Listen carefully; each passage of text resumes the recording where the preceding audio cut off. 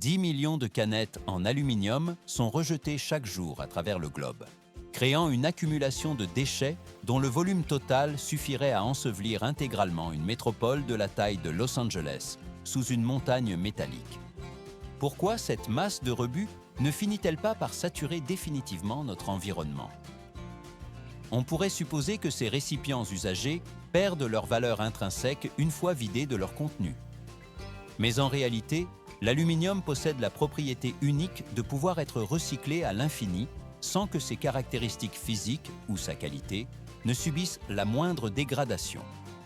Le processus commence au cœur des usines de recyclage automatisées où des capteurs optiques et des séparateurs à courant de Foucault trient les éléments avec une rapidité millimétrée. On voit comment les convoyeurs acheminent les canettes vers des broyeurs industriels qui les réduisent en petits fragments uniformes. Mais ce n'est que le début. Les morceaux passent ensuite par une phase de nettoyage thermique pour éliminer les lacs et les impuretés de surface avant d'être introduits dans des fours de fusion. La suite devient plus complexe alors que la température grimpe à plusieurs centaines de degrés Celsius pour liquéfier le métal. On peut remarquer comment les opérateurs contrôlent l'affinage étape par étape, retirant le laitier pour obtenir un aluminium d'une pureté totale. Ce cycle de transformation permet de donner naissance à de nouveaux produits industriels, réinjectant la matière dans la chaîne de consommation. Tout se complique encore quand on observe l'ampleur de la production mondiale. 70 millions de tonnes d'aluminium sortent chaque année des sites de production pour répondre à une demande omniprésente dans l'industrie aéronautique, automobile ou le secteur du bâtiment. L'aluminium compose aussi bien les cadres de fenêtres que les fuselages d'avions grâce à sa légèreté structurelle. Le processus ne fait que prendre de la vitesse. Face à cette consommation massive, le recyclage s'impose comme un levier stratégique majeur pour la gestion des ressources. Environ 35% de l'aluminium utilisé annuellement sur la planète provient désormais de la filière de récupération. Il semble évident que la réutilisation du métal est bénéfique, mais en réalité, l'avantage économique est bien plus profond qu'une simple gestion des déchets. Le recyclage ne consomme que 5% de l'énergie nécessaire à l'extraction primaire du minerai de bauxite. Cette réduction drastique de la dépense énergétique entraîne mécaniquement une baisse des coûts de production et une diminution importante des émissions de dioxyde de carbone. On estime que 75% de la totalité de l'aluminium produit dans l'histoire de l'humanité est encore en circulation aujourd'hui sous diverses formes technologiques. L'équipement de tri continue de fonctionner sans interruption, alimentant les fours pour maintenir ce circuit fermé. La matière repart ainsi vers les centres de transformation, prête à être coulée à nouveau dans un cycle perpétuel. L'aluminium recyclé rejoint alors les stocks de lingots, achevant cette phase de valorisation pour intégrer de nouvelles lignes de fabrication. Le flux de métal liquide s'écoule calmement vers les moules, garantissant la continuité de la production industrielle mondiale. 10 millions de tonnes d'aluminium usagé, c'est le volume colossal collecté chaque année aux États-Unis, leader mondial du secteur de la récupération. Le processus de recyclage s'amorce par une étape qui n'a l'air évidente qu'en apparence, mais elle détermine en réalité l'efficacité absolue de chaque phase ultérieure de la chaîne industrielle. Pourquoi cette collecte est-elle si systématique et structurée sur tout le territoire? On pourrait croire qu'il s'agit d'un simple ramassage de déchets ménagers. Mais en réalité, la valeur économique intrinsèque de l'aluminium est bien supérieure à celle du plastique PET, ce qui incite les entreprises et les particuliers à réinjecter ce métal dans le cycle de production. Le réseau s'étend des stations de retour de canettes aux centres de tri municipaux, intégrant de vastes circuits d'achat de ferraille industrielle. On voit comment les camions chargés de conteneurs alimentaires et de débris métalliques forment un flux permanent. Mais ce n'est que le début. Les États-Unis maintiennent ainsi des taux de récupération parmi les plus élevés au monde, garantissant un approvisionnement domestique fiable en matières premières recyclées. Des fils ininterrompus de transporteurs lourds progressent vers les zones de déchargement. Chaque véhicule est pesé avec précision sur des plateformes électroniques avant d'activer ses vérins hydrauliques pour basculer sa cargaison. On peut remarquer comment les bennes s'inclinent lentement, libérant des tonnes de métal sur les systèmes de convoyage qui acheminent la matière vers les zones de stockage. La suite devient plus complexe. L'équipement sépare progressivement les flux provenant des points de vente au détail, des zones résidentielles et des chutes de fabrication d'usines. Ces matériaux s'accumulent pour former d'immenses monticules de métal brillant, s'élevant comme des collines argentées sous les hangars. Sur place, des techniciens effectuent des contrôles initiaux rapides en examinant visuellement la cargaison. Ils identifient et écartent immédiatement les lots présentant une contamination excessive ou des substances dangereuses. Le site fonctionne à une cadence soutenue, traitant des milliers de tonnes de métal chaque jour de l'année. Tout se complique encore. Ces installations constituent la véritable ligne de front de la chaîne de recyclage, agissant comme une porte d'entrée critique. C'est ici que la matière est préparée pour l'étape du tri détaillé.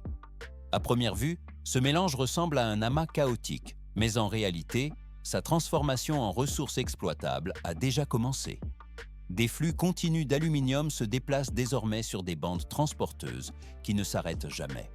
Des capteurs optiques, agissant comme des yeux numériques, scannent des milliers de fragments chaque seconde, en identifiant l'aluminium par ses propriétés réfléchissantes et sa coloration unique. Passage au niveau suivant.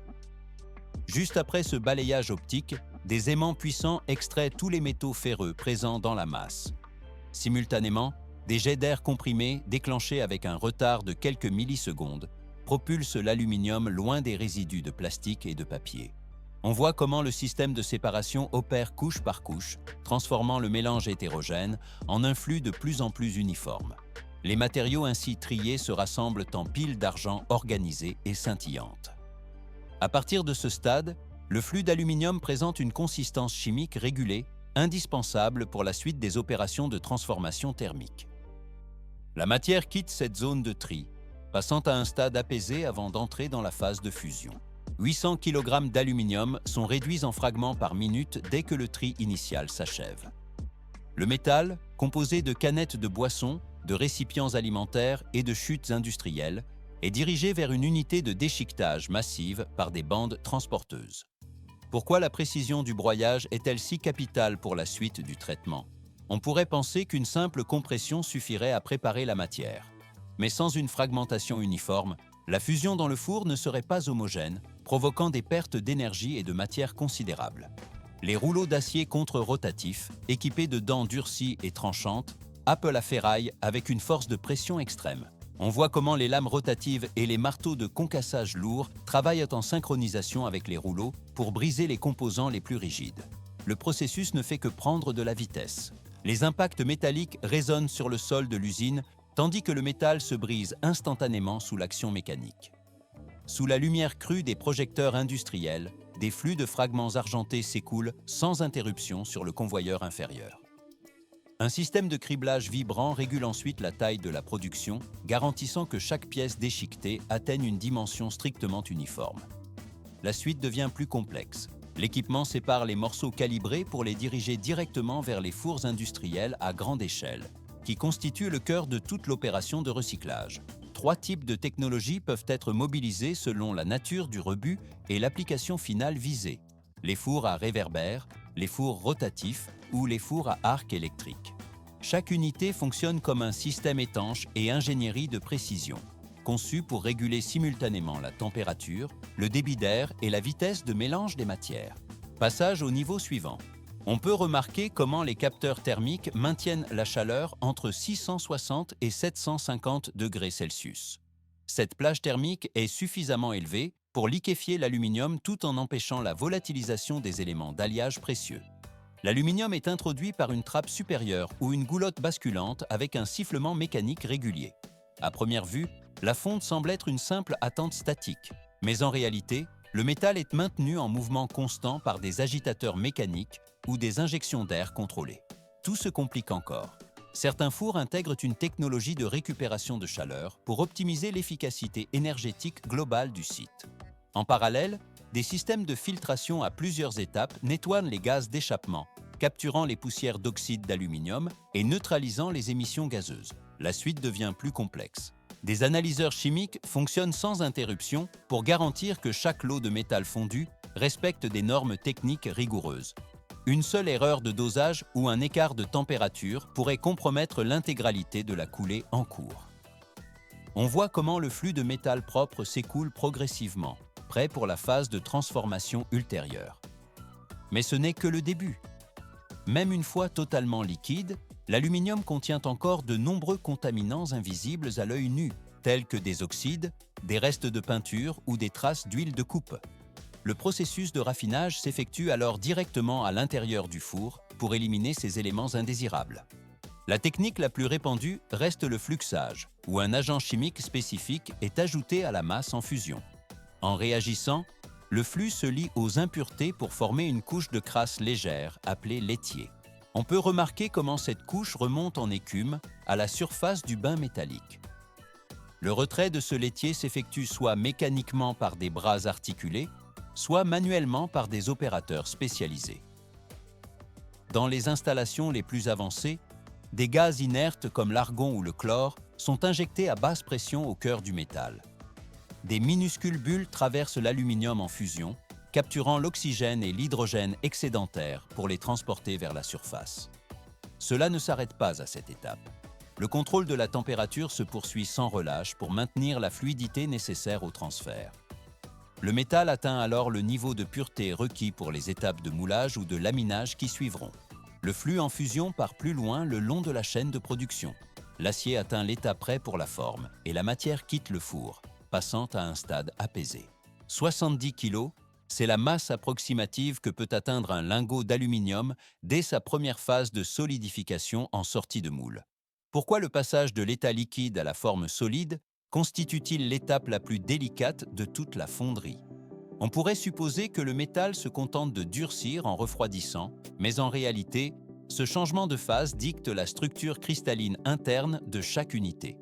Une fois que l'aluminium en fusion a atteint son niveau de pureté cible, le flux est dirigé vers la zone de coulée où il commence à acquérir ses toutes premières limites physiques définies. Mais ce n'est que le début.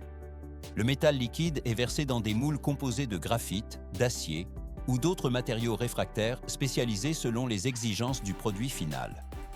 On voit comment les systèmes de coulée verticale façonnent des lingots massifs, tandis que les installations horizontales produisent des brames épaisses.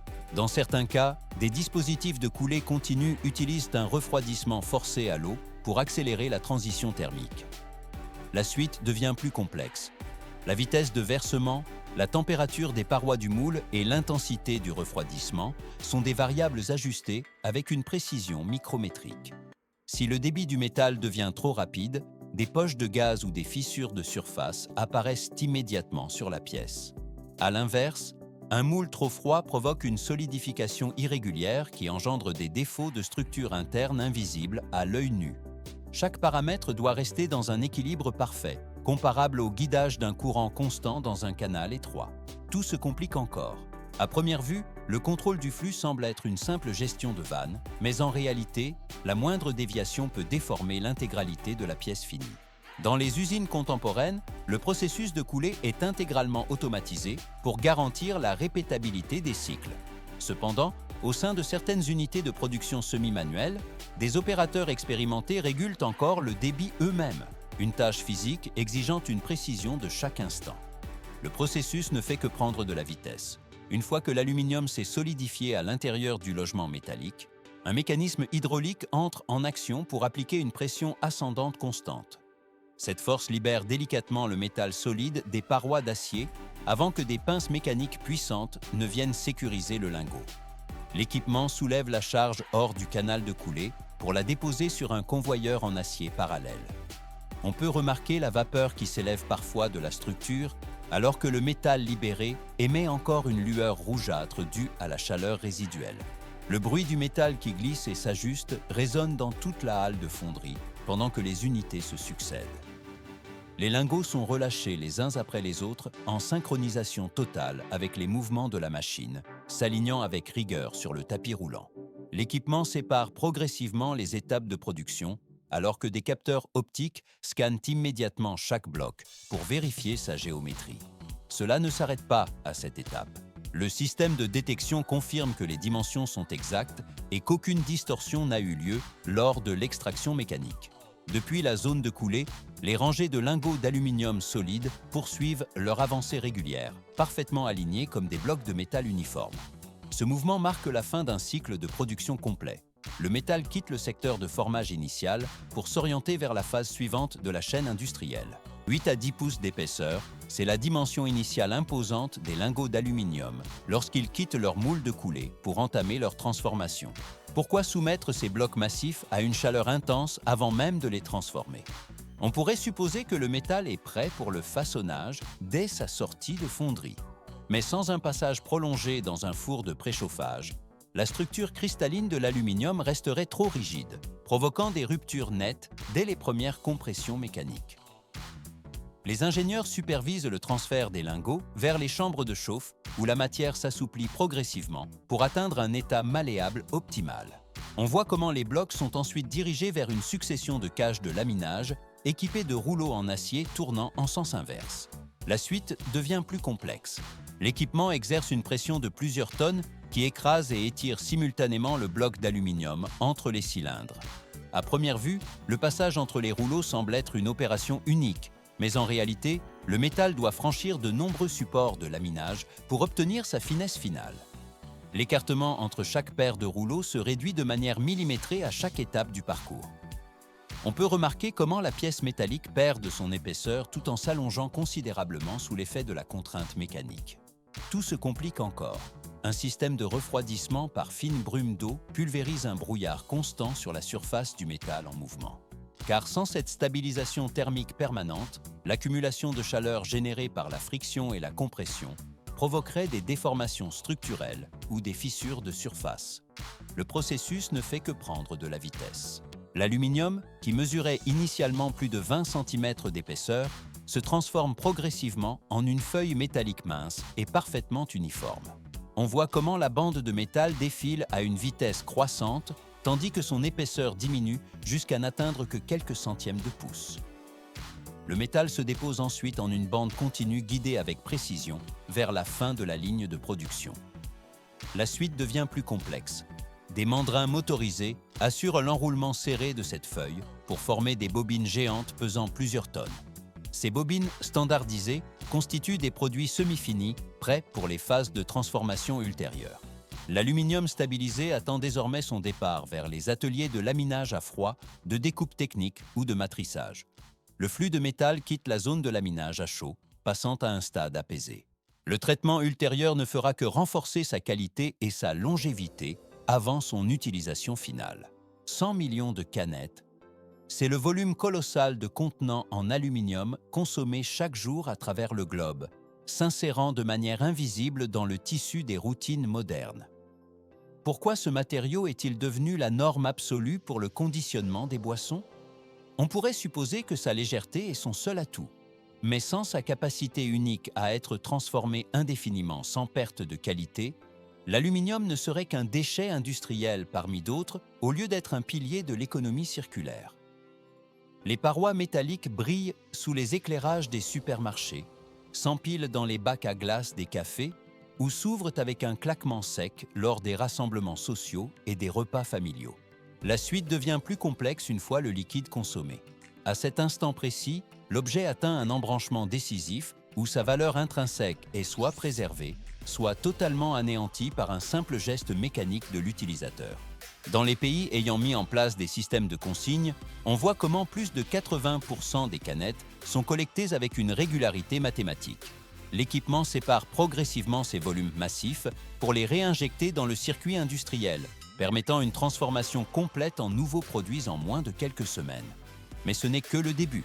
À première vue, jeter une canette dans une poubelle domestique classique semble sans conséquence, mais en réalité, cet acte transforme instantanément l'un des matériaux les plus durables jamais conçus en un fardeau environnemental inerte. L'aluminium possède un potentiel de renouvellement presque infini qui se retrouve alors verrouillé. On peut remarquer que le destin technique de la matière dépend entièrement de l'orientation initiale donnée par le consommateur vers la filière appropriée. Le processus ne fait que prendre de la vitesse lorsque le métal est déposé dans le bac de recyclage correct, car cela déverrouille sa capacité de régénération perpétuelle. Ce n'est pas une simple manipulation courante, mais une action physique concrète qui maintient la rotation du cycle écologique. Le métal se déplace alors vers les centres de traitement au lieu de stagner inutilement dans des décharges à ciel ouvert. La suite de son parcours s'inscrit dans une logique de durabilité où chaque unité récupérée économise une énergie considérable par rapport à l'extraction de minerais primaires. L'aluminium poursuit son voyage ininterrompu à travers la chaîne de production, passant d'un état de déchet potentiel à celui de ressources stratégiques. Le flux de métal quitte cette étape pour rejoindre les fonderies de recyclage. C'est ainsi que s'achève la phase de consommation pour laisser place à la renaissance technique du matériau.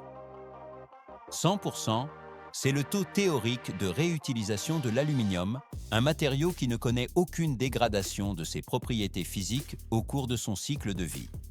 Le métal parcourt une boucle fermée et ininterrompue, où chaque étape de transformation garantit sa renaissance perpétuelle.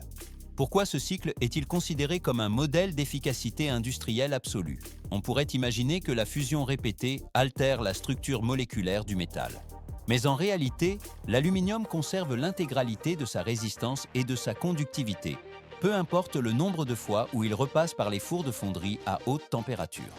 Ce qui était initialement perçu comme un déchet métallique inutile subit une métamorphose technique complète.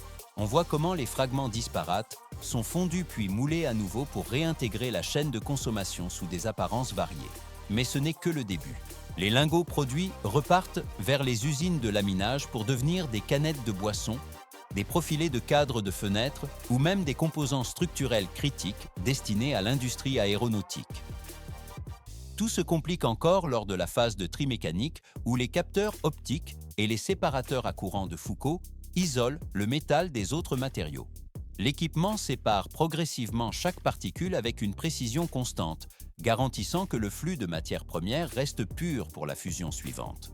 Le processus ne fait que prendre de la vitesse. Cette réussite technologique repose sur une organisation logistique stricte qui commence dès la collecte initiale des matériaux usagés. À première vue, la gestion des rebuts me semble être un processus de fin de chaîne, mais en réalité, elle constitue le point de départ indispensable de la production future. On peut remarquer comment les presses hydrauliques compactent les objets en ballots denses de plusieurs centaines de kilogrammes avant leur expédition vers les centres de traitement. Le passage au niveau suivant s'opère lorsque ces blocs de métal compactés entrent dans le cycle de broyage primaire. La suite devient plus complexe. La séparation des impuretés et des revêtements de surface est effectuée par des systèmes de filtration thermique et chimique avancés. L'aluminium liquide s'écoule alors de manière fluide et homogène, prêt à être coulé en de nouvelles formes industrielles standardisées. Ce mouvement circulaire permanent réduit drastiquement le besoin d'extraire de la bauxite vierge dans les mines à ciel ouvert. La matière quitte le four de maintien, passant à un stade apaisé. Le processus achève cette phase, ouvrant la voie au formage final des produits qui seront à nouveau utilisés, collectés et recyclés. L'acier et les alliages d'aluminium atteignent ainsi un standard de durabilité exceptionnel, grâce à cette succession d'étapes techniques maîtrisées. Le flux en fusion part plus loin le long de la chaîne de production, s'intégrant de nouveau dans le paysage technologique moderne, sans jamais perdre sa valeur initiale. Le traitement ultérieur ne fera que renforcer sa qualité et sa longévité dans ce cycle qui ne s'arrête jamais. De là, la transformation se dirige vers la phase suivante de traitement,